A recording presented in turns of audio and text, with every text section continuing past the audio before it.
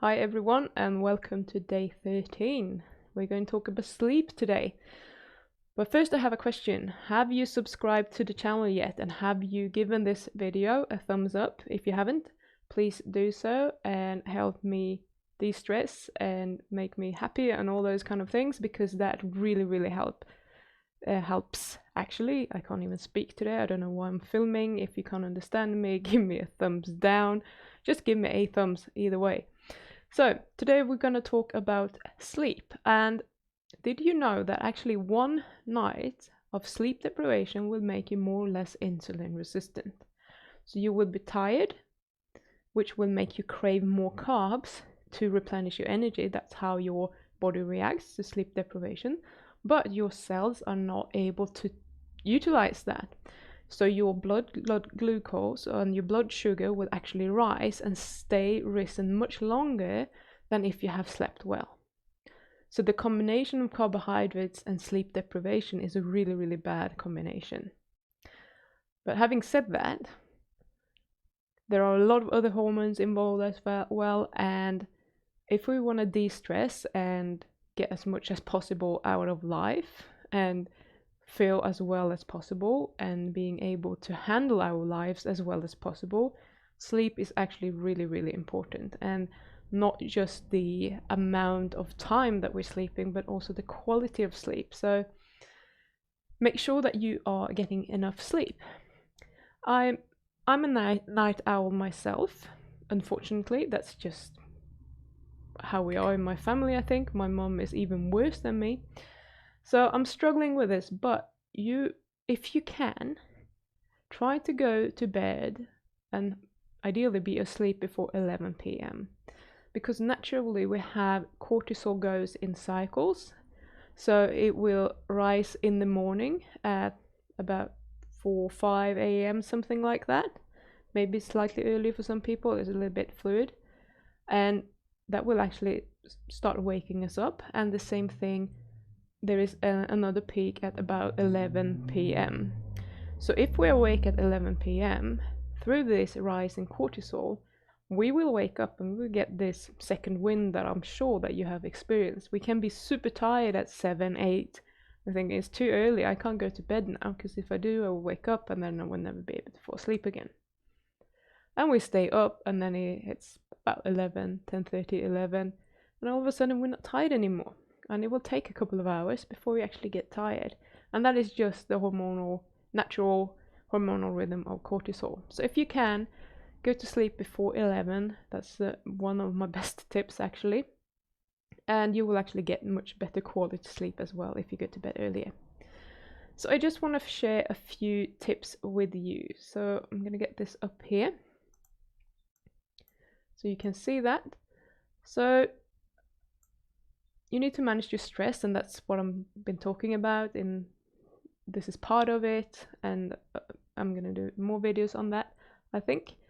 And get some sunlight early in the day. So what I've tried when I've been going up early, if I'm going up at 6 or even earlier than 6, especially if it is light outside, it isn't always all year round, but if you can go out early in the day and actually get some natural light into your retina, into your eyes, that will actually help you adjust to the circadian rhythm and wake up in the morning, and it will help you to get more tired in the evening as well. And if you're sensitive to caffeine or not, it doesn't really matter, but try to not drink any caffeinated beverage after 2 p.m. because they affect the quality of sleep as well. So I can sleep on coffee, I don't have a problem with it, but I think the quality of my sleep is much worse, and that's important as well. Try to start winding down about 2 hours before bed. It usually helps if you can avoid all TV, computer screens, all sort of electronics, and just do something. Dim the lights slowly, let your body feel and experience that it's actually nighttime. That helps a lot, and it's actually de-stressing for your body, so it will help you fall asleep. Something that I didn't put on here actually is that when you have a hot bath, for example, your body temperature will go up, and when you sleep your body temperature naturally goes down. So if you have a hot bath an hour or two before you go to bed, and you start cooling down, it usually means that your body responds with getting tired as well. So that's a good thing that I forgot to put on here. If you must use a computer or a mobile phone or something, put on a blue light filter.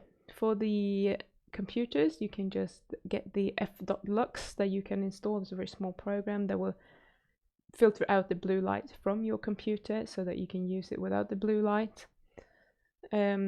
On my iPhone, I have a special setting, so if I just activate that, it filters out all the blue light. The screen will be very orange, but at least I don't get the blue lights in my eyes, which is prevalent in the morning, and it's supposed to wake you up. So if you're exposed to a lot of blue light at night, it's going to be really hard to sleep as well.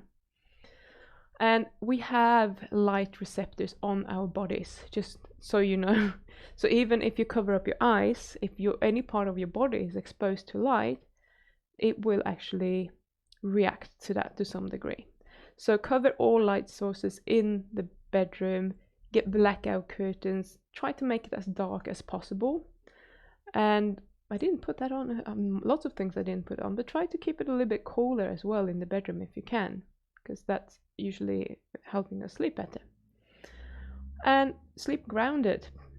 You can buy these grounded sheets or something else, or you can make your own.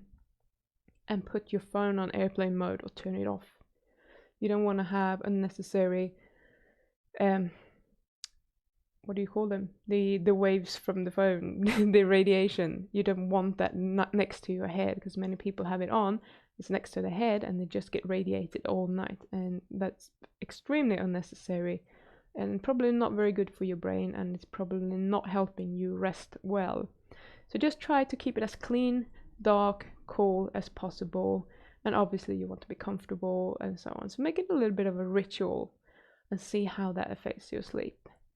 So go get your sleep right. It will help you with all sorts of cravings management, because when you're resting or rested, you will feel much more able to deal with pretty much everything in your life, and your resilience will just go up, and it will be so much easier to stay away from all kind of temptations. So I will see you again tomorrow.